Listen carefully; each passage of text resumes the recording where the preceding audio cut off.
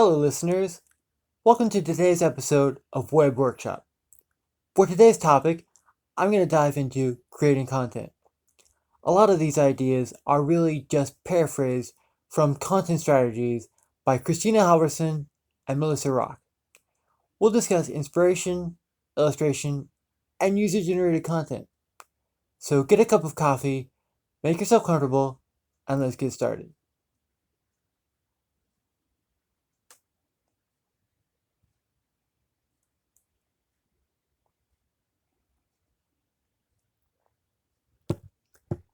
First off, inspiration. Your ideas are going to center around your subject matter. That takes care of a lot of it, since you're basically had half of a conversation. Halverson and Rock say in chapter 1, page 5, learn how to listen. Just imagine that you're talking to yourself without understanding the idea. Answering obvious questions will take care of a lot of it.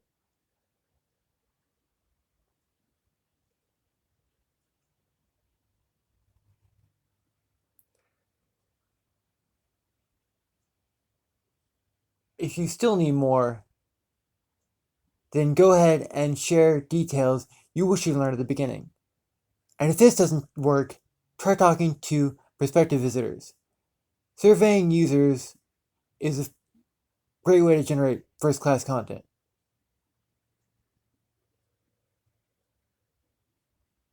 And commonly asked questions, or other useful ideas. Using these tips to produce your own content, you should find all the inspiration you need.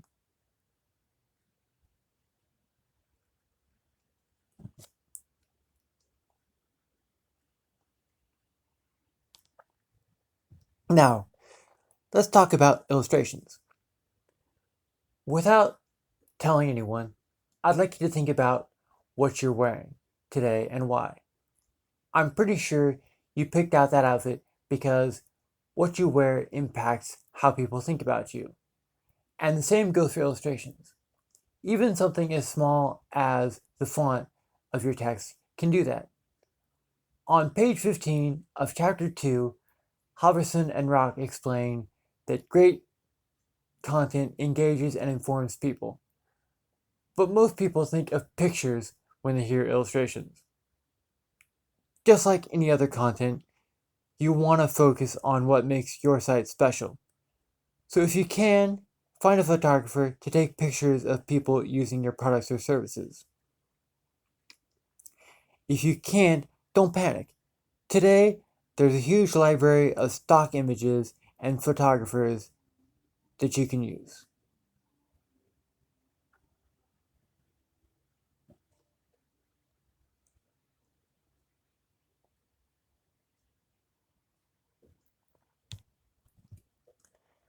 Which brings us to our next subject, user-generated content. First and foremost, I'd like to talk about content made rather passively by and for your users. Eventually, the authors I'm referring to say that a great thing about the web is that there's always room for more content. It's in chapter 9 if you're following along. Users can generate images such as candid pictures of your clients with the product or services you offer. But of course, for legal reasons, you'd want them to sign a standard release form. But once you've covered that, you can use virtually anything within reason. You can also write quotes from particularly glowing reviews from customers as text on your site. But if you do, try to use them sparingly, or at least leave room for your information. Secondarily, there's also what I call actively user-generated content. This would be features like messaging, which allows customers the opportunity to conduct real-time conversations with your employees. I've also seen sites simply provide all the contact information so that users can hold these conversations on more of their own terms. There are probably even more ways to have users make their own content, but as far as getting it, you have other people to do all the work is a great solution.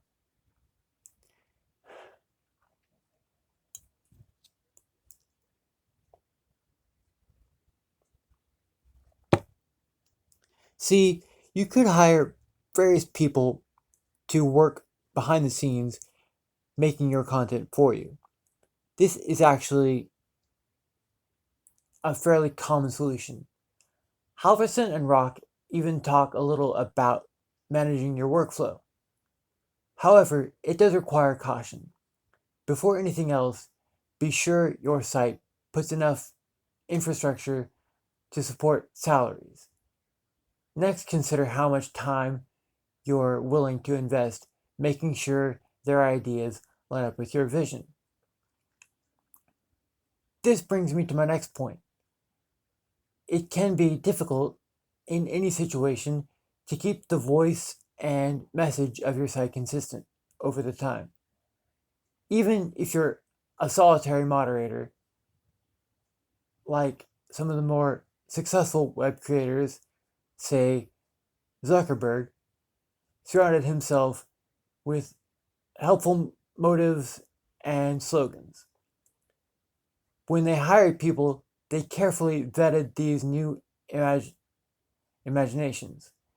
And while you may not want to follow in their footsteps, surrounding yourself with helpful people and ideas can only strengthen your site. So with these tips, you should be able to generate all the content you'll need. Of course, you'll want to refresh and reimagine your site occasionally. But following these concepts should make content a breeze. And that's about all the time we have for today. I sure hope that you've learned something. Or if not, at least that you've enjoyed your time with me. But in any case, that's all that I have for today. So with that, go out there and make something awesome.